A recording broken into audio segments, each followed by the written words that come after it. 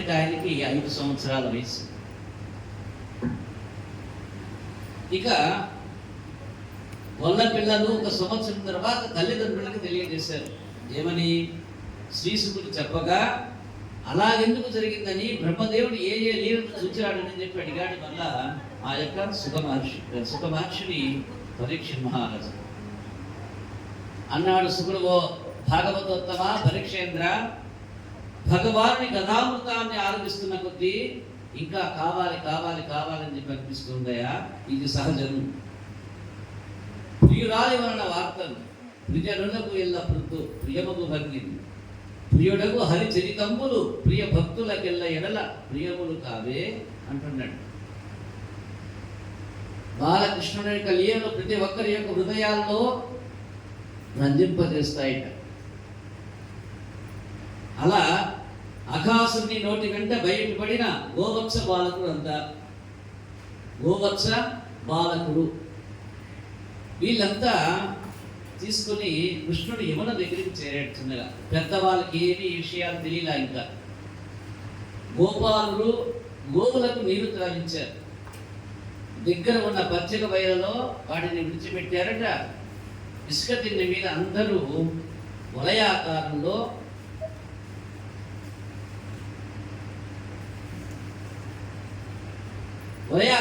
కూర్చుని ఉన్నారు. గుట్లలో కట్టుకొని వచ్చినటువంటి భోజన పదార్థాలని సర్దుకున్నారు. దగ్గర పక్కన పెట్టుకున్నారు. తినడానికి సిద్ధంగా ఉన్నారట. సత్తి మూటల్ని అందరూ సంసిద్ధం చేశారు భోజన కార్యక్రమాన్ని కొనసాగించడానికి. వీళ్ళందరి మధ్యలో కృష్ణయ్య నిలబడి ఉన్నాడు, కూర్చుని ఉన్నాడు. భోజనం చేయడం కోసమే మునకు కట్టిన గుడ్డలో మునుల్ని దోపుకున్నాడు. చంకలో బెత్తాన్ని పెట్టుకున్నాడు. చేతిలో వెన్న కలిపిన అన్నం ముద్దని వేల సందుల్లో ఆవకాయ ముక్కని పట్టుకున్నాడు. ఒక చేత పిల్లన గ్రోవి, ఒక చేత అన్నం ముద్ద, అందులో వీరి సంధిలో ఆవకాయ ముక్క, గుడ్లో పిల్లన గ్రోవి. ఇది స్వామివారి యొక్క అప్పటికి ఆ యొక్క 5 సంవత్సరాల వయసులో ఉన్నటువంటి బాలకృష్ణుడి యొక్క లీలా విశేషం. యజ్ఞాలలోని హవిస్సును ఆరగించే యజ్ఞ పురుషుడైన ఆ యొక్క శ్రీమన్నారాయణుడు గొల్ల పిల్లలతో చెద్ద అన్నం తినడం చూసి దేవతలు మురిసిపోయారు. ఆ దేవతలంతా ముసి నవ్వులు నవ్వుతూ నవ్వుతూ ఆ దృశ్యాన్ని ఎంత మనోహరంగా ఉందంటే, మీద నుంచి చూస్తే పద్మగలాల మధ్య పద్మనాభుడు శంఖ చక్ర గదా పద్మధారి అయి లోకాలను వీస్తున్నట్లుగా అనుగ్రహిస్తున్నట్లుగా కనిపిస్తోంది. అక్కడ చేరిన ఉన్నటువంటి ఆ యొక్క గొల్ల పిల్లలంతా కృష్ణునిపైనే దృష్టి నిలిపి భోజనానికి ఉపక్రమించారు. ఇంతలో దూడలు పచ్చగా వేస్తూ దూరంగా వెళ్ళిపోవడం చేత ఆ యొక్క పిల్లలు అలజడి చెందారట. కనిపించకుండా పోయినాయి, దూరంగా వెళ్ళిపోయినాయి, ఇటు వెళ్ళినాయి, వెతుకుతూ ఉన్నారు, కేకలు వేస్తూ ఉన్నారు. మీరంతా అన్నం తింటూ ఉండండి రా, నేను దూడల్ని తోలుకొని వస్తానని చెప్పి ఆ యొక్క బాలకృష్ణుడు పరుగున వెళ్ళి చూస్తే దూడ ఎక్కడా కనిపించలా. ఆ యొక్క పరమాత్మునికి వెతుక్కుంటూ తిరిగి పిల్లలు కూర్చున్న చోటికి తిరిగి వచ్చేసేసాడు బాలకృష్ణయ్య. అక్కడ పిల్లలు కూడా కనిపించలే. వెతకడం కోసం వెళ్ళిన ఆవులు లేవు, ఆవు దూడలు లేవు. తిరిగి వచ్చి చూస్తే వెళ్ళిన చోట వెళ్ళి వచ్చిన చోట నుంచి వెళ్ళి వచ్చి చూస్తే ఇక్కడ ఈ పిల్లలు కనిపించలే. ఇదంతా తాను కోరుకున్నట్లుగా పరమాత్ముడు ఏమన్నాడు అగాసుర సంహారం తర్వాత, ఇంతటితో అయిపోతే ఎలా? ఈ యొక్క చిన్ని కృష్ణుడి యొక్క లీలలు ఇంకా నేను చూడాలి, నేను ఆనందించాలని చెప్పి అనుకున్నాడు. కాబట్టి బ్రహ్మలో సంకల్పం జరిగిపోయింది, ఇలాంటి లీలలు ఇంకా ఎన్నో జరగాలి. కాబట్టి జరుగుతాయి, ఇదిగో జరగబోతుంది. అదే అనుకున్నాడు బ్రహ్మగారు. అలా ఆయన యొక్క అద్భుత లీలలని చూసి ఆనందించాలనేటువంటి కోరికతోటి ఆ బ్రహ్మగారు దూడలని బాలుని దాచివేసేసాడు. సర్వాంతర్యామైనటువంటి స్వామి సర్వము గ్రహించి తనయుని కోరికను వాత్సల్యంతో తీర్చదలిచి మందహాసంతో ఇలా అంటున్నాడట: గోపాల సుతులు లేరని గోపికలకు చెప్పనేల గోపాలుకలను గోపికలు నలరపాలుర క్రీవుల రూపములనే ధరించద అనుచును. గోప బాలకులు దూడలు లేరనేటువంటి ఆ యొక్క గోపికలకు చెప్పడం ఎందుకు? గోపికలు సంతోషించేట్లుగా నేను ఆ యొక్క బాలకుల దూడల రూపాలను ధరించి సంచరిస్తానని చెప్పి అలా తలచినటువంటి వాడే స్వామి ఎందరు బాలులు ఎన్ని దూడలు ఉన్నాయో ముమ్మూర్తుల అలాగే అన్ని తానైపోయినట్ట. ఎవరెవరు కృష్ణుని మా పిల్లవాడి అని చెప్పి అడిగితే ఆ పిల్లవాడు పక్కన ఉండేట్లుగా తానే స్వయంగా మారిపోయినాడు. ఎంతమంది పిల్లలు, ఎంతమంది దూడలు, ఆయా పిల్లలు ఏ రూపాల్లో ఉన్నారు, ఏ పోలికలతో ఉన్నారు, ఏ అవయవాలతో ఉన్నారు, ఏ రూపంలో ఉన్నారు, వారు ఎత్తెంతో లాగెంతో బరువెంతో అన్నీ అలాగే అచ్చుగుతినట్లుగా పిల్లలు దూడలు అన్నీ తానే అక్కడ నిలబడి ఆనందిస్తూ ఉన్నాడు స్వామి. సర్వాంతర్యామైనటువంటి ఆ యొక్క స్వామి ఈ లీలను చూయించాడు. అక్కడక్కడ వారి వారి రూపాలు స్వరూపాలు కూడా కనిపిస్తూ ఉన్నాయి. దుస్తులు అలాగే ఉన్నాయి, ఎవరి దుస్తులు వాళ్ళు తొడుక్కున్నట్టుగా. కర్రలు, పిల్లలు, గురువులు, పాత్రలు, ఉట్లు అన్నీ తానే అయిపోయినాడు అక్కడ. ఇదిగో ఈ లీల ద్వారానే మనం ఏమంటాం వేదంలో సర్వం విష్ణుమయం జగతు, సర్వం విష్ణుమయం జగతు, విశ్వమంతా విష్ణుమయము ప్రత్యక్షంగా చూపించాడు ఆ యొక్క వేద వాక్కులు ఇక్కడ పరమాత్ముడు. సాయంకాలం అయిపోయింది. స్వామి గోవత్స గోపాలుల రూపాలలో వారి వారి ఇళ్లలో ప్రవేశించాడు. తానే వెళ్ళిపోయినాడు అందరి వీళ్ళకి, వాళ్ళ పిల్లల రూపంలో. గోమాతలకి గోవత్సలు, గోపమ్మలకి గోపకుమారులు. ఇది వరకెన్నడూ ఇవాళంత ఆనందాన్ని ఇస్తూ ఉన్నాడు. ఇంతకుముందు మా పిల్లవాడు గోలు చేసేవాడే, ఇప్పుడు చక్కగా ఉన్నాడు, నాకు చెప్పిన మాటల్లా వింటూ ఉన్నాడు అని ఒక తల్లి చెప్తోంది. ఇంతకుముందు మా వాడు కొద్దిగా ఎర్రగా ఉండేవాడు, కాస్త నల్లబడ్డాడని చెప్పి ఒక మాట చెప్తూ ఒక ఆమె చెప్తూ ఉంటాడు. ఇది వరకన్నాడు ఇవన్నంత ఆనందాన్ని ఇస్తూ ఉన్నట్టు వాడు ఎలాగన్నా ఉన్నది ఆనందాన్ని చేకూరుస్తూ ఉన్నారు వాళ్ళ యొక్క తల్లిదండ్రులకి. ఎవరు ఇక్కడ వెళ్ళింది వాళ్ళ ఇళ్ళకి? సాక్షాత్ కృష్ణయ్యే, బాలకృష్ణుడే వాళ్ళ యొక్క పిల్లల రూపంలో వాళ్ళ ఇంటికి వెళ్ళాడు. ఆనందాన్ని ఇస్తూ ఉన్నాడు అందరినీ కూడా, హర్షాన్ని కలిగిస్తూ ఉన్నాడు తల్లిదండ్రులకు.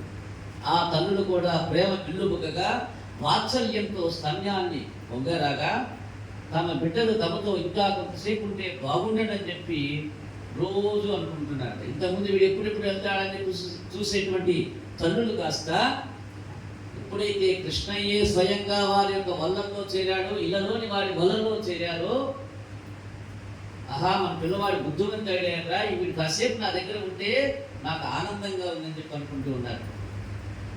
ఏమి భాగ్యం వాళ్ళదని చెప్పి ఆ గోమాతలు గోపమ్మలు ఎంత ధన్యులో కదా. సాక్షాత్తు శ్రీమన్నారాయణుడే కృష్ణ పరమాత్ముడే తన యొక్క బిడ్డల రూపంలో వచ్చి బ్రహ్మానందాన్ని అందిస్తూ ఉన్నాడు. వారికి ఇక వేరే మోక్షం ఎందుకే ప్రత్యేకించి, ఈయన వారి వల్లలో చేరటమే వారికి ఇచ్చేటువంటి మోక్షం భగవంతుడు. ఈ విధంగా స్వామి గోప బాలుల రూపాల్లో తల్లుల్ని తరింపజేస్తూ 1 సంవత్సరం పాటు వాళ్ళందరినీ వినోదించాడు. సంవత్సరం పాటు వినోదాన్ని అందించాడు ఆ యొక్క కృష్ణ పరమాత్ముడు స్వయంగా వారి యొక్క రూపాలలో.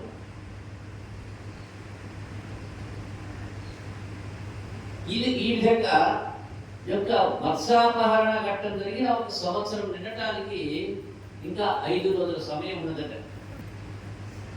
బాలకృష్ణుడు బలరాముడితో అడవికి వెళ్ళాడు ఒక రోజున.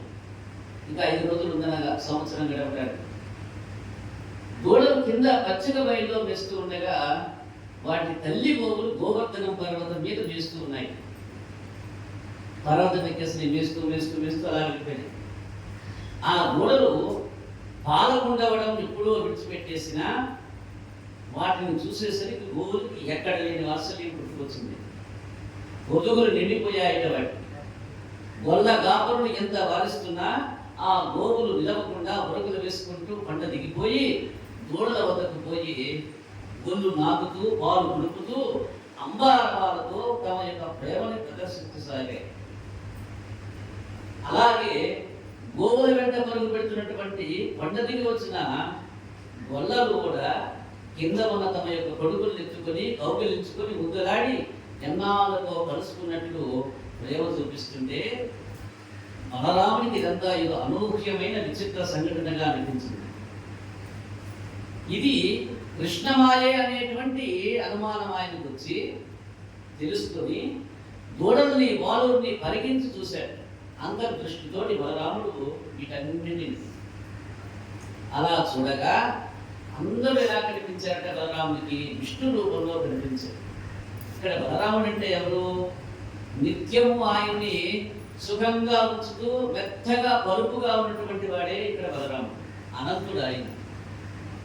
అనంతుడి యొక్క ద్వాపర యుగ ప్రతిష్టాపనాచార్యుడైనటువంటి కృష్ణ పరమాత్ముడికి అనుకుడై బలరాముడిగా వచ్చాడు ఇక్కడ. అప్పుడు బలరాముడు ఆశ్చర్యంతో కృష్ణుడు అంతా చూశాడు. చూసి, ఓ మహాత్మా, గోపాలుడంతా మొదట దేవతలని గోవులు ఋషులని తెలుసయ్యా, నాకు ఆ విషయం తెలుసు. కానీ ఇప్పుడు గోవత్సలు గొప్ప బాలుడు నీవే అని చెప్పి అనిపిస్తుంది, ఏమిటి ఇలా అని చెప్పడిగాట చిన్ని కృష్ణుడు అంతా చెప్పేటప్పుడు బలరాముడు గోవత్సాలని గోప బాలుని ఒక గుహలో దాచివేసిన బ్రహ్మయ్య తన యొక్క సత్యలోకం వెళ్ళి సభా మందిరంలో ప్రవేశింపకపోతే ద్వారపాలకులు అడ్డగించారు. నీవెవడో కానీ మా బ్రహ్మయ్య దేవుని వేషం వేసుకొని వచ్చావయా, నువ్వు నిజం బ్రహ్మవి కాదని చెప్పి వారించారట అక్కడ ఉన్నటువంటి ద్వారపాలకులు. ఏమైంది ఇప్పుడు? మీకు ఏమర్థమవుతుంది? ఎప్పుడైతే ఈ యొక్క గోపాలుడు గోవులని బ్రహ్మయ్య దాచిపెట్టాడు, ఎక్కడో పండగలో పెట్టాడు, మొత్తం వేసేసాడు. సరే, ఇంటికి పోతే తల్లిదండ్రులు అంతా ఏడుస్తారు, మా పిల్లలేరు అని చెప్పి. అప్పుడు తానే స్వయంగా గోపాలుడు గోవుల రూపాన్ని దాచాడు కృష్ణ పరమాత్ముడు. వాళ్ళందరినీ రంజింపజేస్తూ ఉన్నాడు. ఇప్పుడేం జరుగుతుంది? గోపాలును ఒక గుహలో దాచేశాడు నా బ్రహ్మయ్య. అలా ఆ యొక్క గోపాలుని గుహలో దాచి బ్రహ్మలోకి వెళ్ళాట. ఆయన సొంత ఇంటికి వెళ్ళాడు. సొంత ఇంటికి వెళ్తే సభామందిరంలో ప్రవేశింపబోయాట. అలా సభామందిరానికి వెళ్ళబోతూ ఉండగా అడ్డగించారు ద్వారపాలకులు. ఏమన్నారట? అయా, నువ్వెవరో మా బ్రహ్మదేవుడిలాగా లేవు, ఆయన వేషం వేసుకొని వచ్చావు. మా బ్రహ్మదేవుడు దేవతలతో కొలువు తీర్చున్నాడయా, లోపలే ఉన్నాడు ఆయన, బయట లేడు. నీ ఇప్పుడే లోనికి పోతే సభకు అంతరాయం కలుగుతుంది, కనుక తిరిగి వెనక్కి వెళ్ళిపోమన్నారు. బ్రహ్మయ్య ఆశ్చర్యపోయినాడు. బ్రహ్మదేవుడు అదేమిటి, నేను బయటే ఉంటే లోపల ఎవరు ఉన్నారని చెప్పంటున్నాడు, పైగా నేను లోపల ఉన్నాడని చెప్పంటున్నాడు ఏమిటి? ఆశ్చర్యపోయి అక్కడ ఉన్నటువంటి ఒక గవాక్షంలో నుంచి లోపలికి చూశాడు. సభామందిరంలోకి, సభామందిరంలోకి. సభలోకి చూస్తే నిజంగానే ఒక బ్రహ్మ ఆసనం మీద కూర్చొని ఉండగా దేవతలందరూ ఆ యొక్క బ్రహ్మగారిని స్తుతిస్తూ కనిపించారు. చేసేది లేక మళ్ళీ భూలోకం వచ్చాడు. పరుగున భూలోకం వచ్చి గుహలో చూస్తే ఆ గుహలో అందరూ నిద్రపోతూ కనిపించారు. ఆ యొక్క గృహలు. ఈలోగా మానవ కాలంలో 1 సంవత్సరం గడిచిపోయింది. బృందావనంలో కృష్ణుడు ఏం చేస్తూ ఉన్నాడో చూడాలనుకున్నాడు. యథాతథంగా శ్రీకృష్ణుడు గోప కుమారులతోటి గోవత్సాలతోటి సంచరించడం చూశాడు. ఇక్కడ లోపల తను దాచినటువంటి పిల్లలందరూ ఇక్కడే ఉన్నారు. మరలా అక్కడికి వెళ్ళి చూస్తే కృష్ణయ్య దగ్గర వాళ్ళందరూ కృష్ణయ్యతోటి ఆడుకుంటూ ఉండటాన్ని గమనించారు. అక్కడ గుహలో నిద్రపోతున్న వారంతా ఇక్కడ కృష్ణుడితో ఉండటం ఎలాగా సంభవం అని చెప్పి ఆశ్చర్యచకితుడై ఆయన ఇలా అనుకున్నాడంట స్వగతంలో. మందకు చెందిన దూడలు అలాగే బాలకులు నా యొక్క మాయాగుహలో బాగా నిద్రిస్తూ ఉన్నారు. ఇప్పుడప్పుడే లేవని వాళ్ళు ఎక్కడికి పోలేదు. నేను నేను తప్ప సృష్టికర్తలు ఎవరు ఇంకనూ లేరు ఇక్కడ ఈ లోకాల్లో. ఈ భూలోకాల్లో తనే సృష్టికర్తని. మరి ఈ కృష్ణునితో వెలిగే బాలురు దూడలు ఎవరు? నేను దాచిపెట్టి వెళ్ళాక మరి ఈయనతో ఆడుతున్నది ఎవరు? వీళ్ళంతా ఎలా వచ్చారు? ఎక్కడి నుంచి వచ్చారు? ఎలా వచ్చారు? ఇప్పటికి ఏడాది అయిపోయింది. బ్రహ్మ సంకల్పిస్తే కానీ ప్రాణ సంతతి ఎన్నడూ పుట్టదు.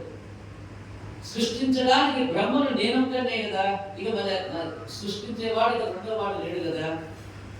మరి నే సృష్టించకుండా ఈ బాలల యొక్క వత్సల సమూహం ఏ సృష్టిలో నుంచి వచ్చింది? వీళ్ళు ఎలా పుట్టారు? అసలు ఎక్కడి నుంచి వచ్చారు?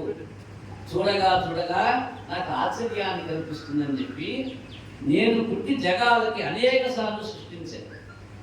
నా వయసు సగం చెల్లిపోయింది ఇప్పటికీ. కానీ ఇలాంటి విటోరపు అపర సృష్టిలు ఈ భూమి మీద ఇక ఎవ్వరు ఎప్పుడూ జరగలేదయా. పాపం బ్రహ్మదేవుడు ఈ విధంగా అయోమయ స్థితిలో చిక్కుకొని ఆలోచిస్తూ ఉన్నాడు. మోహము లేక జగంబుల మోహింప గజేయ నేర్పు మనసిన విష్ణు మోహింపించదనని ఎడి మోహమున విధాతతాని మోహితుడయ్యను. తాను మోహంలో పడకుండా ఈ యొక్క జగత్తుని మోహింపజేయగల నేర్పరైనటువంటి విష్ణువే ప్రబంపజేయదలుచుకున్న బ్రహ్మయ్య తానే భ్రమలో పడ్డాడు కదా. ఇంకా ఆశ్చర్యం తీరుకొనని బ్రహ్మ తాను దాచి ఉంచినటువంటి వారు నిజమైన వారా కాదా? ఇప్పుడు కనిపిస్తున్న వారు నిజమైన వారా? వాళ్ళు దాచిన పెట్టుకున్న వారు నిజమైన వారా అనే సందేహం కలిగింది. కళ్ళు దుక్కుకొని కృష్ణునితో ఉన్న గోవత్స బాలకుడిని తేరిపార చూశాడు. అక్కడ కృష్ణునితోటి ఆడుకుంటూ ఉన్నటువంటి ఆ గోపికల్ని ఆవుల్ని తేరిపార చూశాట.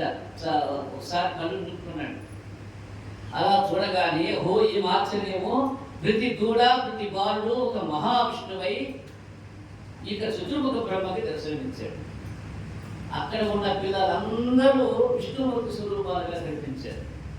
నీల మేఘ శ్యామలైనటువంటి పీతాంబరధారుడై చతుర్భుజ శంఖ చక్రాలను ధరించి కిరీట కుండలాది ఆభరణాలు ధరించి దివ్యమైనటువంటి కాంతులతో శోభిల్లుతూ ఆ యొక్క బ్రహ్మకి దర్శనమిచ్చారట ఆ యొక్క గోపబాలకులంతా.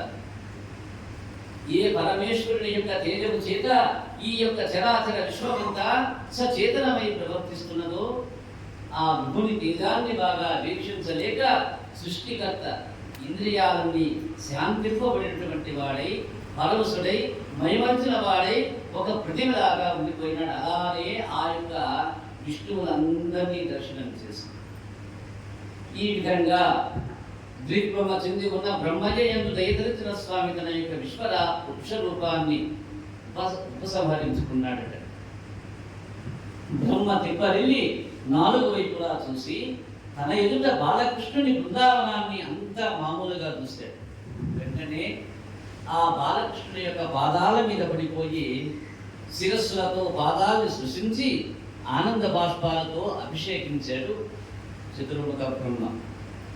వినయంతో లేచి నిల్చొని అంజలి ఘటించి ఆ యొక్క బాలకృష్ణుణ్ణి చతుర్ముఖ బ్రహ్మగారు స్తుతించటం మొదలు పెట్టారట. జై రమా గోవింద గోవింద వాసుదేవ వాసుదేవ వాసుదేవ వాసుదేవ వాసుదేవ.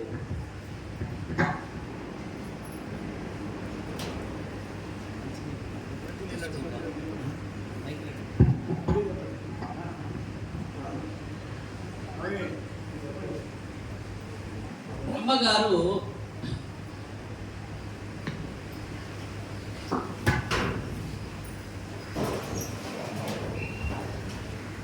బ్రహ్మగారు ఆ యొక్క బాలకృష్ణుని స్తుతిస్తూ ఉన్నాడు. స్వామి, లోకాలని అనుగ్రహించడానికి గోపబాలుడపై అవతరించ నిన్ను నాకు నా యొక్క నమస్కారాలయ. నిన్ను తెలుసుకోలేక నీ పట్ల నేను చేసిన నా యొక్క అపచారాన్ని వాత్సల్యంతో మన్నించి నీ నిజ రూపాన్ని చూపించావు. అయినా నిర్మల జ్ఞానానంద స్వరూపుడైనటువంటి పరమాత్ముడు నీవు. నిన్ను నేను ఎరగగలనా స్వామి? అనంతమైనటువంటి శక్తి శౌర్యము ఉన్నటువంటి వాడిని, ఇంద్రియ జ్ఞానానికి అగోచరుడివి. విశ్వమంతా నీ కుక్షిలోని విడి ఉన్నదయ్యా. కుక్షి అంటే పొట్ట.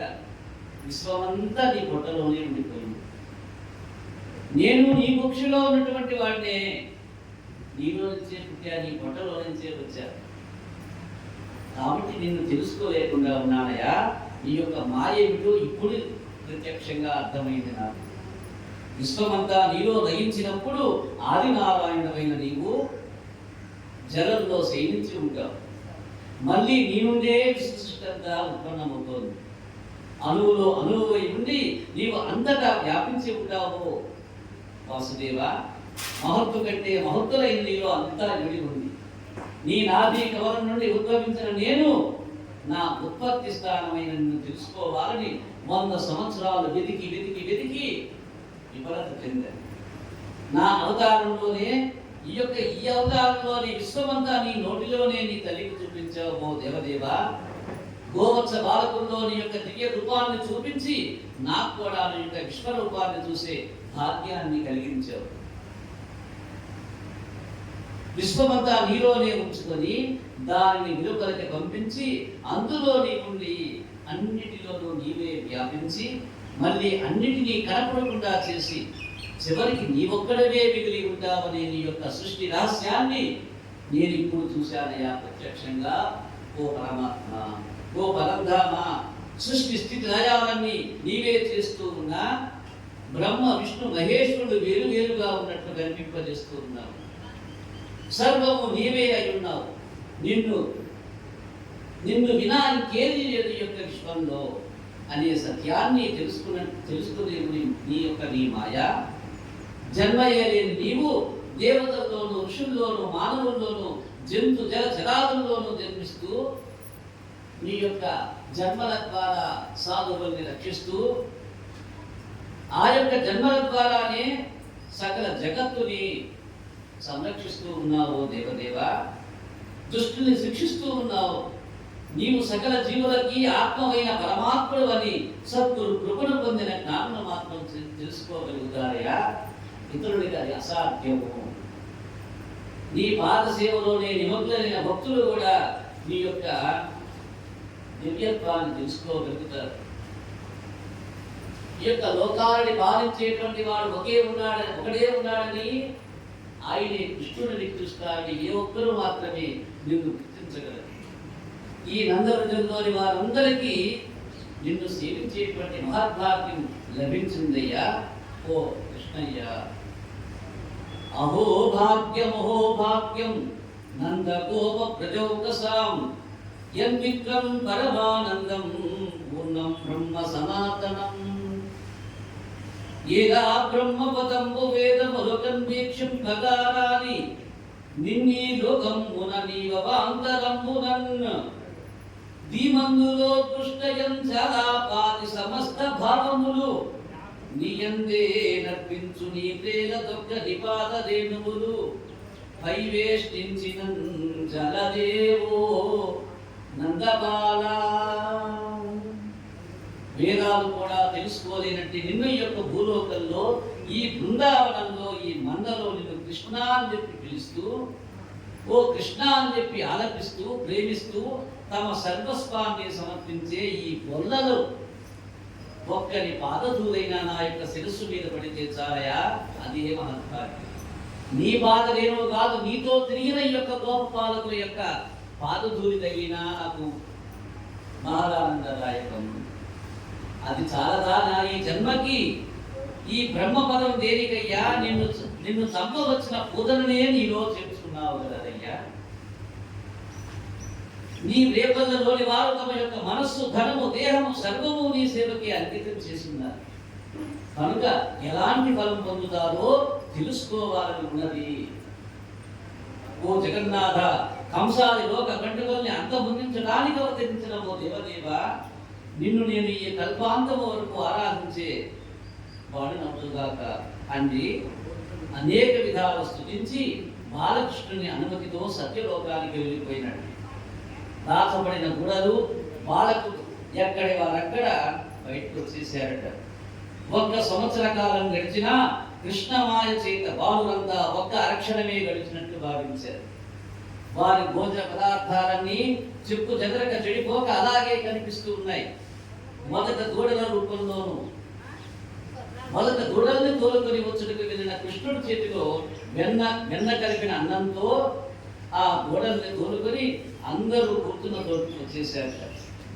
కృష్ణుడిని చూసి వాళ్ళందరూ కృష్ణ కృష్ణ కృష్ణ నీ గురించే చూస్తూ ఉన్నావయ్యా, మాకు ఆకలిస్తుంది, తిందాం త్వరగా వచ్చేసి అని చెప్పి ఆ యొక్క బాలకృష్ణుడిని అందరూ రమిస్తూ రమిస్తూ రమిస్తూ పిలుస్తూ ఆయన పక్కన కూర్చోవాలని ప్రయత్నం చేస్తూ ఉన్నారు. అందరూ కలిసి హాస్యాలు ఆడుకుంటూ ఆనందంగా ఆరగించారట ఆ రోజు భోజనాన్ని. ఇళ్లకు తిరిగి వెళ్తూ కృష్ణయ్య వారందరినీ కొండ చిలువ వచ్చిన చోటికి తీసుకుని వెళ్ళాడు. ఆ సర్పం తెరిచి ఉన్న నోటితోనే ఈ సంవత్సర కాలంలో బాగా ఎండిపోయి కేవలం చర్మంగానే మిగిలిపోయి ఉన్నదట. ఇళ్ళకి వెళ్ళి అజగర సర్పాన్ని కృష్ణుడు ఆవేరనే చంపినట్లు పిల్లలంతా పెద్దలతో బంధించి చెప్పారు. రాజా, ఈ విధంగా కృష్ణుడు తన యొక్క 5వ ఏటన అఘాసురుడిని చంపిన 1 సంవత్సరం తర్వాతనే బృందవాసులకు పిల్లలు చెప్పగా తెలిసిందయ్యా. ఓ పరీక్ష మహేంద్ర, ఈ సంవత్సర కాలంలో గోవులకు గోపమ్మలకు తమ బిడ్డలపై అపరిమితమైనటువంటి ప్రేమ కలగడానికి కారణం ఏమిటని అడిగాడు ఈ యొక్క ఆసక్తిగా వింటూ ఉన్నటువంటి పరీక్ష మహారాజు. అప్పుడన్నాడు శ్రీశుకుడు, ఓ రాజా, ఈ సంవత్సర కాలంలో తమ బిడ్డల రూపంలో సంచరించింది సాక్షాత్ శ్రీకృష్ణ పరమాత్మే కదా. అందుచేతనే ఆ తండ్రుల యొక్క జీవాత్మ పరమాత్మ సన్నిధిలో స్పందించి ఆకర్షితమైపోయింది. ఆత్మనే ప్రేమిస్తుంది కానీ శరీరాన్ని ప్రేమించదు కదా అని చెప్పి శుకయేంద్రుడు పరీక్ష మహారాజుకి వివరించి చెప్తూ ఉన్నాడు. భాగవతంలోని 10వ స్కందంలో మనం బ్రహ్మస్తుతిని పూర్తి చేసుకున్నాం. జై రమారమణ వాసుదేవ వాసుదేవ వాసుదేవ. భాగవతుల సాంగత్యం చేయమని చెప్తుంది మనకి ఒక భాగవతం, పురాణాలన్నీ కూడా. భాగవతుల యొక్క సాహచర్యం బ్రహ్మజ్ఞానాన్ని ఇస్తుందనేటువంటి దానిలో ఎలాంటి సంశయం లేదు. అలాంటి భాగవతులు మనకి రావటం ఎంతో ఆమోదదాయకం, మోదకం కూడా. మనకి కందుకూరులో నుంచి ఇస్కాన్ సంస్థలో ఒక ప్రముఖ వ్యక్తిగా